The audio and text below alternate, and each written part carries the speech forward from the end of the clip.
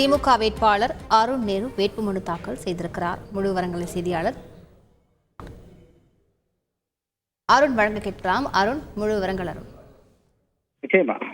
அதாவது பெரம்பலூர் பாராளுமன்ற தொகுதியில் திமுக வேட்பாளராக அறிவிக்கப்பட்ட அருண் நேரு இன்று தன்னுடைய வேட்புமனுவை பெரம்பலூர் மாவட்ட ஆட்சியர் அலுவலகத்தில் மாவட்ட தேர்தல் நடத்தும் அலுவலரும் மாவட்ட ஆட்சித்தலைவருமான கற்பகம் ஐயத்திடம் தனது வேட்புமனுவை தாக்கல் செய்தார். இந்த வேட்புமனு தாக்கலின் போது எம்எல்ஏக்கள் பிரபாகரன், காடுவெட்டி மற்றும் அவருடைய சகோதரர் ரவி ஆகியோர் உடனிருந்தார்கள். அருண் நேரு திமுகவுடைய முதன்மை செயலாளரும் அமைச்சருமான KN நேருவின் மகன் என்பது குறிப்பிடத்தக்கது. முழு விவரங்களுக்கு நன்றி அருண். செய்திகளை உடனுக்குடன் தெரிந்து கொள்ள உடனே சப்ஸ்கிரைப் பண்ணுங்க.